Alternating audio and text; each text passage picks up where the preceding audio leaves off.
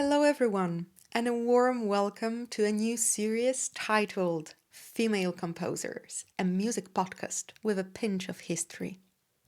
From today, we will meet every Thursday, alternating between Polish and English episodes. This journey will continue until this year's Christmas Eve, when I will share with you the final recording. So I hope this whole series becomes a kind of extended holiday gift that we can begin to unwrap together right now, straight away. My name is Aleksandra Bobrowska. I am a pianist with a passion for diverse repertoire, especially the work of female composers. This podcast is created as part of a creative scholarship from the Ministry of Culture and National Heritage of Poland. I invite you to listen to the first episode featuring Maria Szymanowska. Let's set off on a journey through time and space.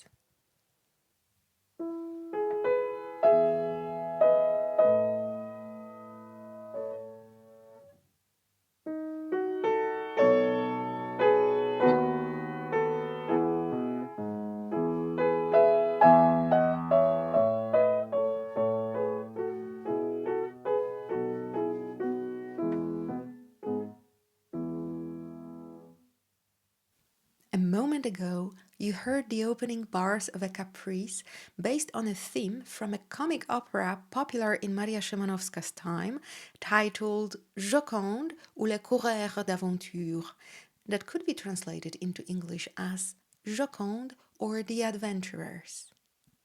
Maria Szymanowska composed her Caprice in 1819, and the opera that I've just mentioned that inspired her had been written a few years earlier by French composer Nicolas Isoire with a libretto based on a tale by Jean de La Fontaine. In short, the opera tells the story of Joconde and his friend Robert, who set off into the world to win the hearts of the women they meet along the way. It definitely seems to be a perfect plot for a lively comic opera, as you can imagine. The aria, Romance, referenced by Szymanowska, is sung by Joconde himself and is titled Dans un délire extrême. That can be loosely translated into English as in extreme rapture, in extreme madness. It expresses a melancholic reflection on the fickleness of the heart and a longing for one's first love. So perhaps, in the end, this Joconde wasn't that bad. Szymanowska was exceptionally pleased with her composition and performed it very often during her own concerts. But now, perhaps, let's return to the early life of the Polish composer and let's discover her story together.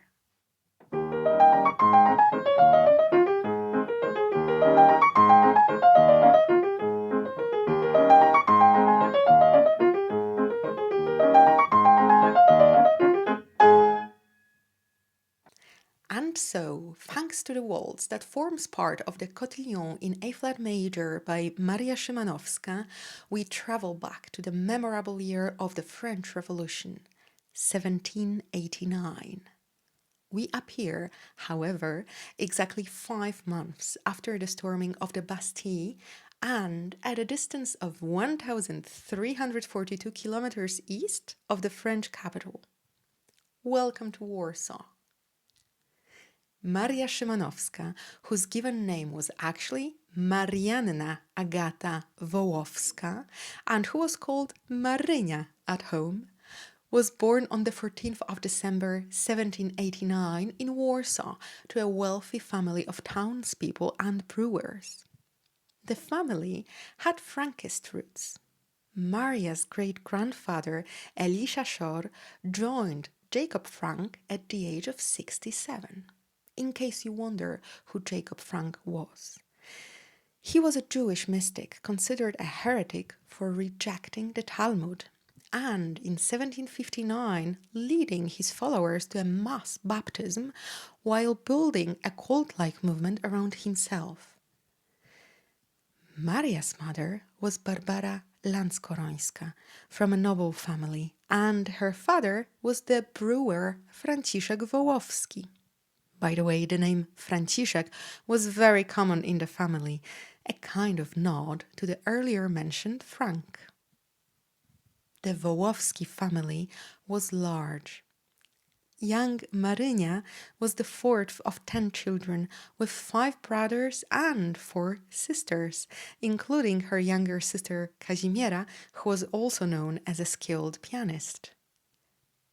Maria's siblings quickly rose through administrative and military ranks, creating a stable and inspiring environment for her and accompanying her on her later concert tours abroad, which will be mentioned later in the podcast.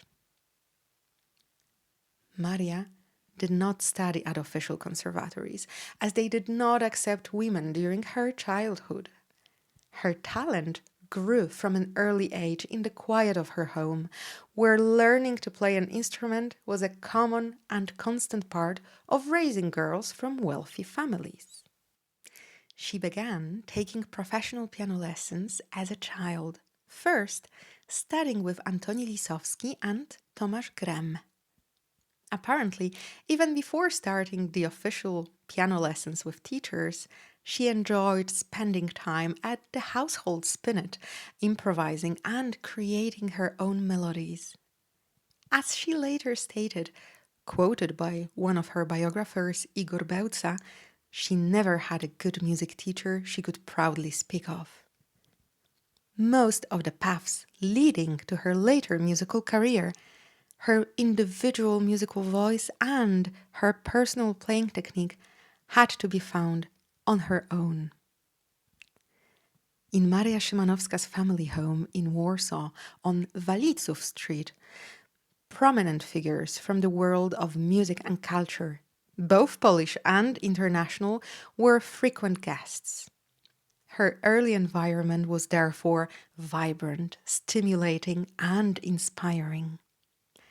The Wołowski family welcomed renowned Polish composers such as Karol Kurpiński, Franciszek Lessel, and Józef Elsner, the teacher of Frédéric Chopin. International artists also visited, among them, for example, the famous Italian singer Angelica Catalani, known for her remarkable vocal range and coloratura virtuosity. She would later play a very important role in the beginning of Szymanowska's career, and we shall speak of her soon. But now, let's hear some music.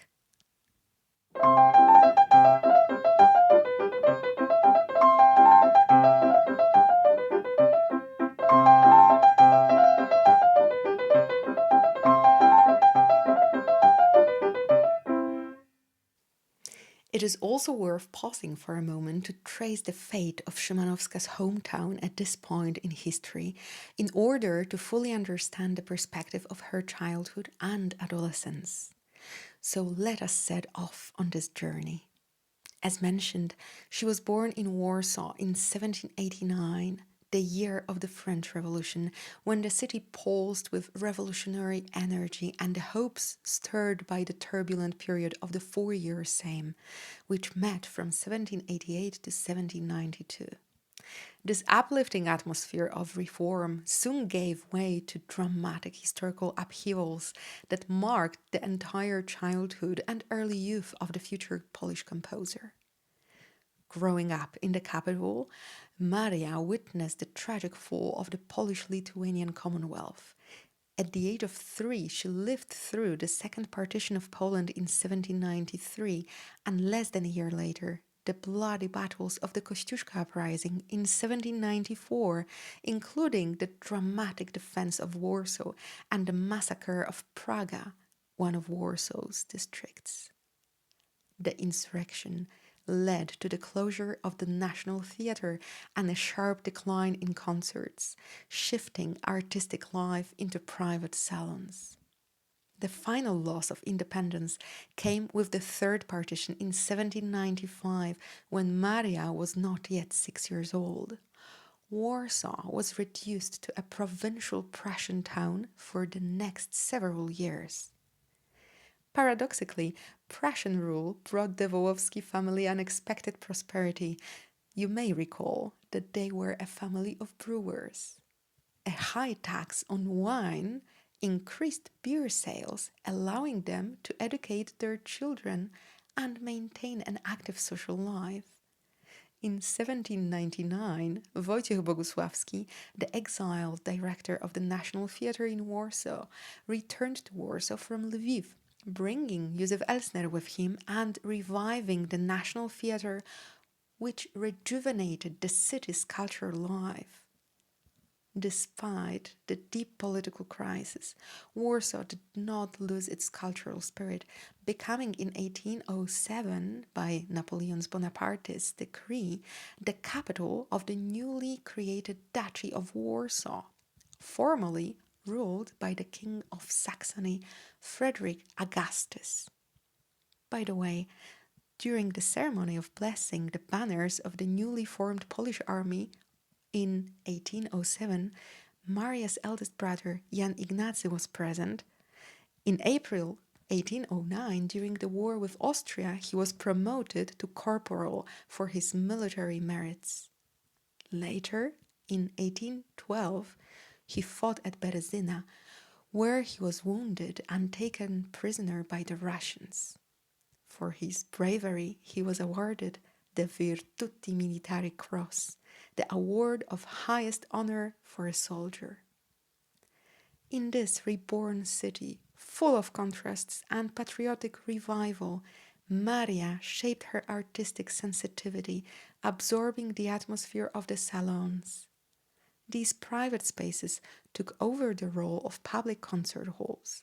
The National Theatre had been closed by the Prussian authorities in 1794 and reopened only in 1799, and the concert hall in the Radziwiłł Palace, where the famous Thursday concerts had once taken place, ceased to operate regularly after 1795. In aristocratic and bourgeois salons, despite the ravages of war, Polish culture and music were continually nurtured. That brings us to the year 1810, when near Warsaw, in Żelazowa Wola, Frédéric Chopin was born.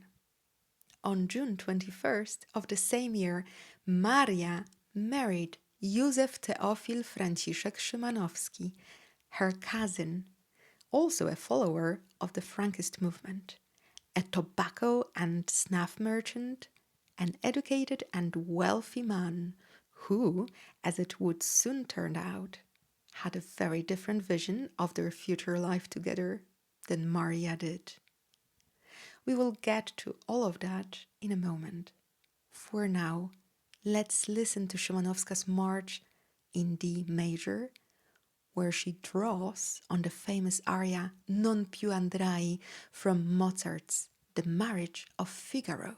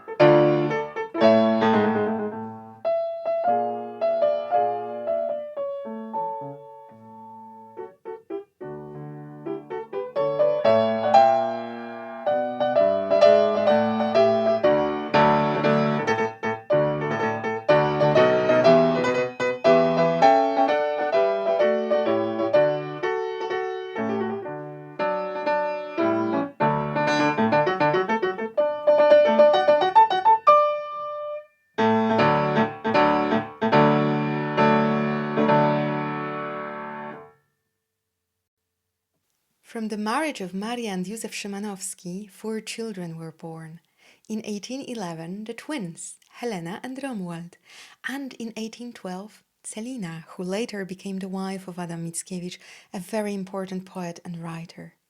And in 1813, Alexei Karol, the youngest one, arrived, who sadly died at the age of 2.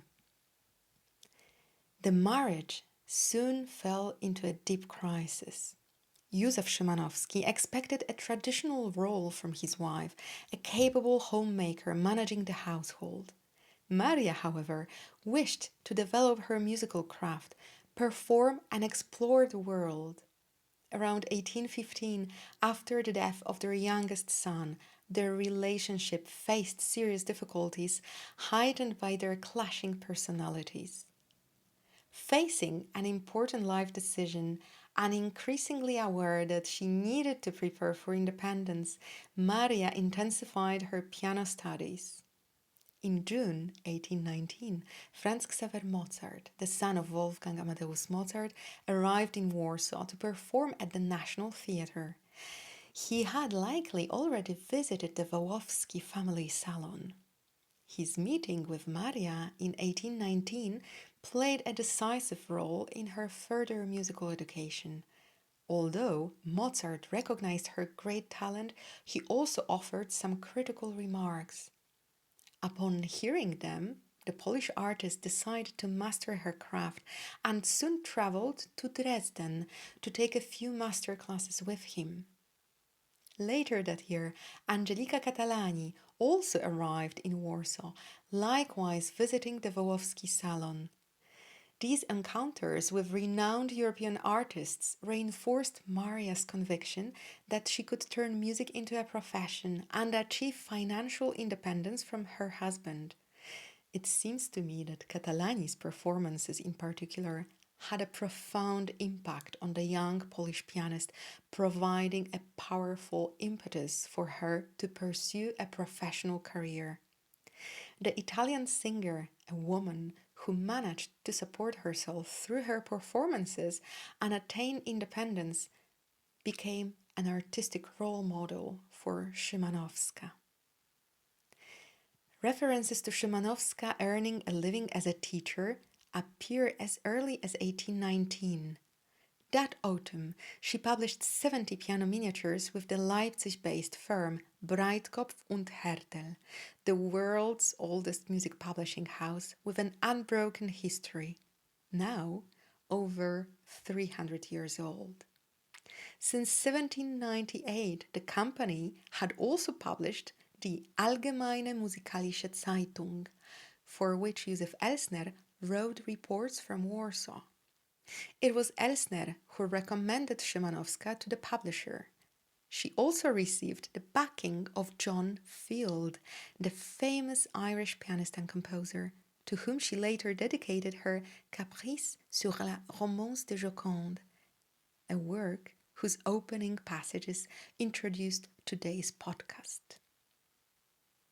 After separating from her husband in 1820, Maria raised her daughters on her own. Her son, Romuald, remained with his father.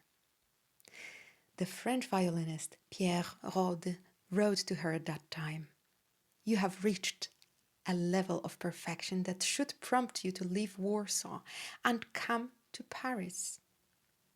It did not take much to persuade Maria.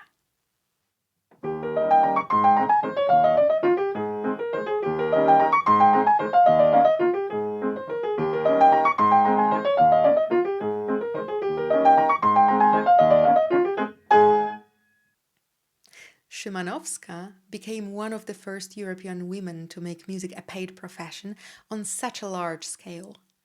She was the first professional female pianist to tour extensively across Europe at a time when it was considered appropriate for women to play only as amateurs in domestic drawing rooms. Revolutionarily, she acted as her own manager. She personally negotiated fees, organized travel logistics, rented venues, and handled the accounting for her tours.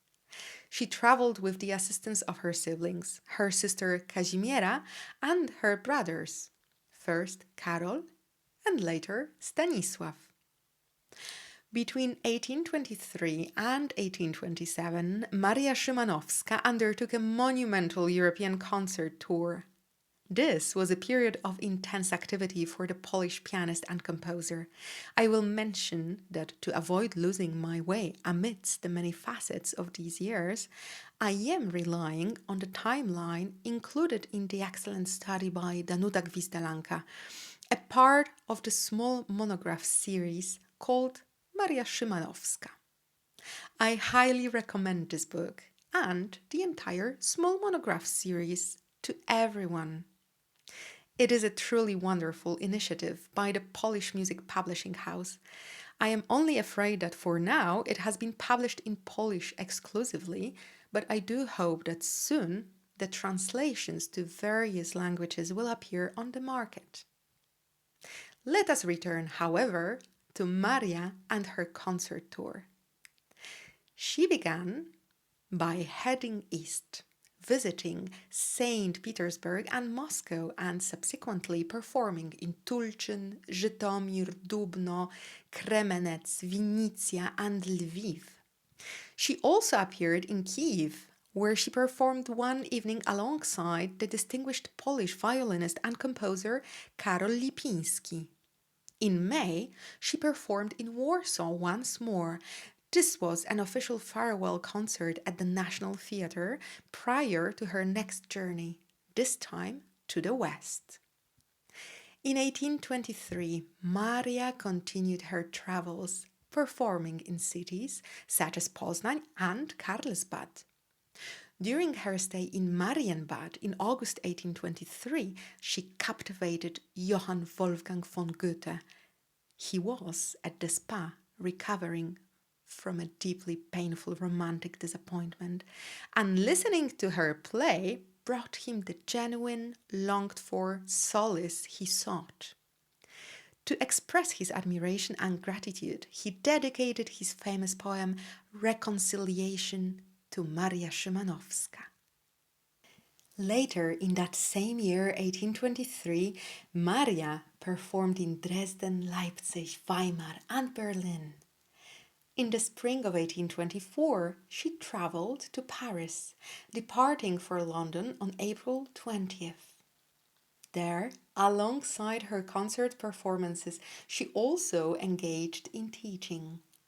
She spent the entire concert season in England, earning acclaim from figures such as the Italian composer Gioacchino Rossini, who was also in the country at that time. It was from London that she set out on the next leg of her journey to Italy via Geneva, armed with letters of recommendation from Rossini that opened doors to the local musical and aristocratic elites.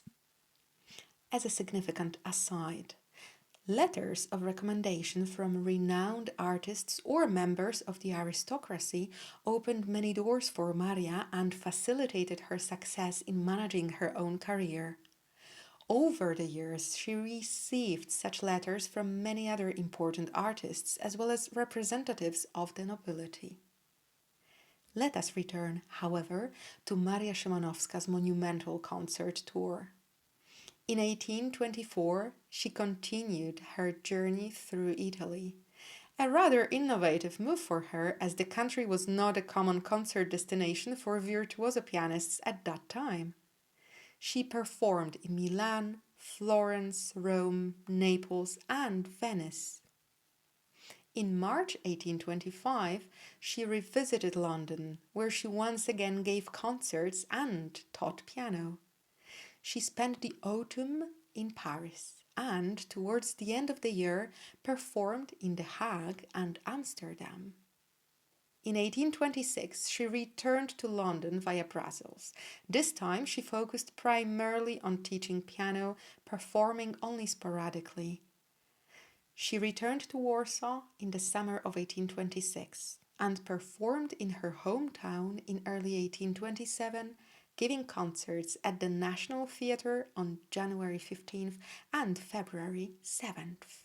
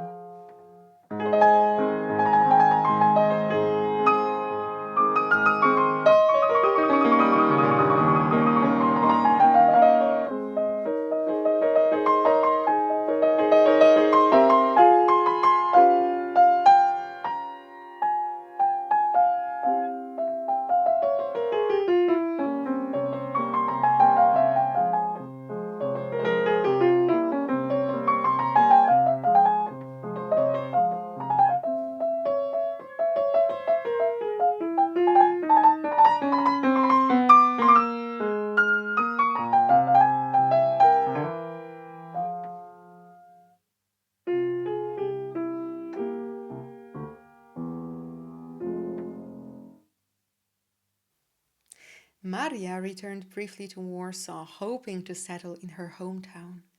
However, she found the capital vastly changed from the days of her youth. Following the Congress of Vienna in 1815, Warsaw had become the capital of the Kingdom of Poland, so called the Congress Poland, under the control of the Russian Tsar.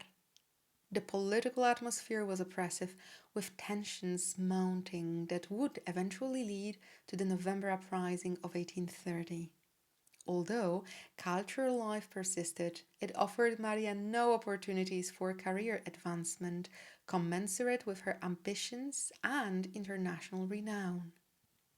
A lack of suitable concert halls and limited earning potential prompted her to leave.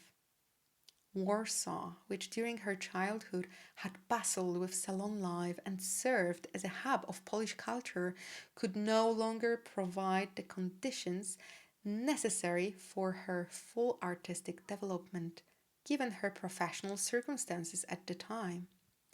She decided to move to St. Petersburg with her daughters Helena and Celina. This was particularly appealing given that during a visit to St. Petersburg in 1822, she had been awarded the official title of first pianist to their imperial majesties, a distinction that promised her significant status and prestige. After settling permanently in St. Petersburg in 1828, she devoted herself to teaching. She gave music lessons to the daughters of the highest aristocracy and members of the imperial family, enjoying a reputation as an outstanding educator.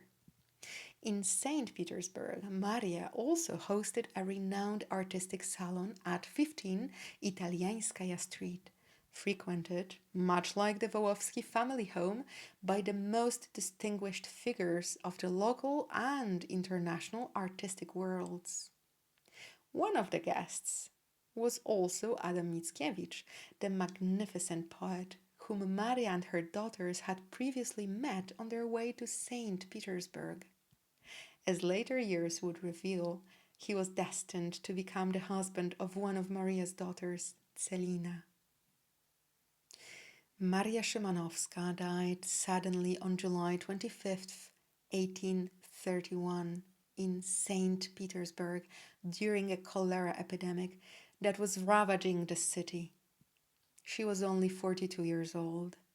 Her death was a tremendous loss to the European musical world. She was buried in the Lutheran cemetery in St. Petersburg, which no longer exists today. Maria Szymanowska left behind not only a rich body of work comprising over 100 piano pieces, songs, and chamber works, but above all, a groundbreaking example of a woman who dared to live on her own terms, turning music into a profession and a source of independence in an era when such choices seemed all but impossible for women.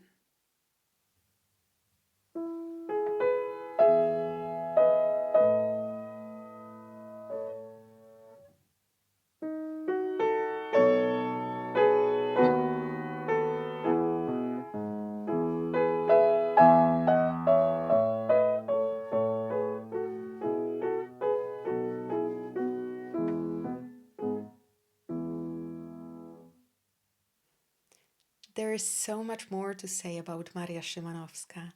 Her charismatic personality, as evidenced by contemporary accounts of her, her prolific work as a composer, often viewed solely through a pedagogical lens, though unjustly so, as she created many fascinating concert-worthy pieces, or even the Stammbuch she kept, a type of historical autograph album filled with entries from a wide array of figures. All of this offers enough material for many more podcast episodes. I'm also very curious to know what interested or surprised you the most, dear listeners. This podcast will be published on my YouTube and Spotify channels and shared on my website as well as Facebook page, Aleksandra Bobrowska Concert Pianist. Please feel free to share your thoughts in the comments and subscribe to the series to discover the stories of other women in the world of classical music. I also do encourage you to listen to recordings of her compositions, both piano works and songs available online. I'm eager to hear which ones become your favorites. If you would like to read or watch something about Maria, including content for children, I have compiled a list of publications about the composer. Be sure to visit my website aleksandrabobrowska.eu to find a transcript of this podcast along with a list of recommended books, articles, and recordings.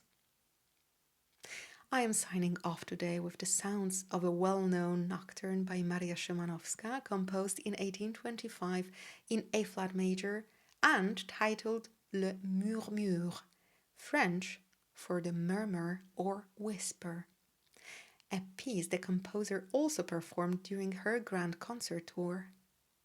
There is also a fascinating version of the piece for 3 hands, created so that Maria could perform it alongside her students. Today you will hear the version for 2 hands, but I do encourage you to seek out the alternative version as well. It is excellent. I am looking forward to discovering with you another interesting female composer figure in the next episode. For now, let her name be a mystery. Enjoy the nocturne, and until next time!